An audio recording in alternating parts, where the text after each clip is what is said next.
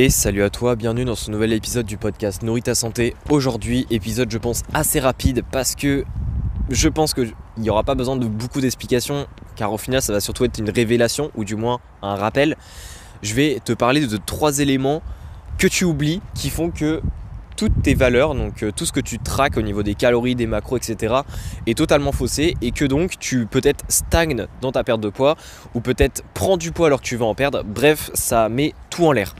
Donc sans plus tarder, on va commencer. La première chose que tu oublies, c'est la matière grasse. La matière grasse, c'est évidemment l'huile, le beurre, etc. que tu mets durant la cuisson. On a tendance, alors il y a 2 cas possibles. Soit tu as tendance à directement oublier, c'est-à-dire que tu mets tout dans ton application, tu rentres tous les aliments, mais tu oublies la matière grasse que tu as mis durant la cuisson. Parce qu'au final, même si tu l'ajoutes, etc., en fait, vu qu'elle disparaît pendant la cuisson, en quelque sorte, tu as tendance à te dire dans ta tête que tu la manges pas et tu oublies totalement que tu as mis de la matière grasse. Donc, ce que tu dois faire, c'est directement ajouter ça dans ton application dès que tu mets la cuisson, c'est-à-dire dès que tu mets la matière grasse. Comme ça, au moins, tu n'oublieras pas. Et le deuxième cas possible par rapport à la matière grasse, c'est que souvent, tu sous-estimes en fait la quantité que tu as mis. Donc pour le beurre, c'est un petit peu moins courant, je pense. Mais par contre, pour l'huile, ça l'est plus parce que vu que c'est liquide, on a tendance à sous-estimer la quantité qu'on met. C'est-à-dire qu'on peut très bien mettre... oui, on a mis 5 ml alors que c'en est 10. Et le problème, c'est que si on fait ça aux 3 repas de la journée, donc ça fait 15 ml d'huile de ne pas pris en compte, et tu fais 15 x 9, tu te rends vite compte que ça fait beaucoup, ça fait 135 calories. Et 135 calories de négliger tous les jours à long terme peut effectivement mettre une différence dans ta perte de poids selon à quelle vitesse tu souhaites perdre du poids, etc. Surtout si tu ne prends pas en compte les 2 autres facteurs aussi que je vais te lister juste après. Donc du coup, le deuxième élément plutôt que tu ne prends pas en compte, c'est les boissons. Alors les boissons, c'est quelque chose pareil, vu qu'on ne mange pas concrètement la boisson, on boit. Eh bien, il y a 2 aspects. C'est déjà, vu qu'on boit ça, on a l'impression que ça ne vaut rien, que ça n'a aucun impact. Et la deuxième chose, c'est qu'une boisson, vu qu'on boit, le débit, on va dire, est beaucoup plus rapide, c'est-à-dire qu'on peut boire un verre d'un seul coup et ça peut monter très vite niveau énergétique. Donc la boisson, il faut toujours la compter. Et certes, il y a des boissons zéro maintenant, il y a des boissons avec édulcorants qui ne valent rien niveau calories, il y a l'eau, etc. Mais il y a aussi des boissons, donc les sodas, les jus de fruits. C'est souvent les jus de fruits d'ailleurs qui sont négligés, parce qu'on se dit un jus de fruits, c'est des fruits, c'est naturel, il n'y a pas de problème. Mais c'est quand même des calories, donc il faut le prendre en compte. Donc du coup, que ce soit soda, jus de fruits, peu importe, il faut prendre ça en compte parce que si au 100 ml, imaginons, ça fait 40 calories, on se dit que c'est pas grand chose. Mais il faut pas oublier qu'un verre, c'est 250 ml environ, donc ça fait déjà 120 calories le verre. Et que généralement, on s'arrête pas à un seul verre durant notre repas.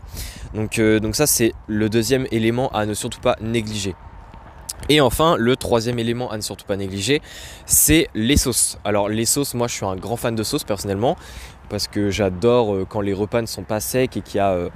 Alors moi j'adore les sauces, mais j'adore aussi les épices. Justement les sauces, c'est quelque chose qui peut être très très vite calorique. Donc il y a évidemment plein de types de sauces, ça peut être aussi bien maison qu'industriel, mais ça au final c'est pas vraiment l'important. C'est évidemment selon le type de sauce que tu consommes. Alors il y a aussi bien la quantité que tu consommes, parce qu'il y a des personnes qui mettent de la sauce, mais il y a différents profils, il y a ceux qui en mettent vraiment beaucoup, donc il y a ceux qui en mettent beaucoup d'un coup, il y en a ceux qui en mettent un petit peu au début du repas, il y en a d'autres qui en mettent un petit peu au début du repas et qui se resservent au fur et à mesure du repas quand il n'y en a pas assez. Donc la sauce peut faire vraiment une différence parce que effectivement, si on prend par exemple la sauce barbecue, ça va pas au-dessus des 200 calories au 100 grammes. Donc en soi, c'est pas une sauce qui va faire une énorme différence si on prend, imaginons, 20-30 grammes dans l'assiette. Mais par contre, il y a d'autres sauces, par exemple la sauce kebab, la sauce algérienne, des choses comme ça, qui montent extrêmement vite en calories. Ça va souvent au-dessus des 400 calories au 100 grammes. Et ça peut effectivement faire une grosse différence, surtout si, encore une fois, on en consomme beaucoup en quantité et ou on en consomme souvent dans la journée. Donc voilà, donc c'était le troisième élément.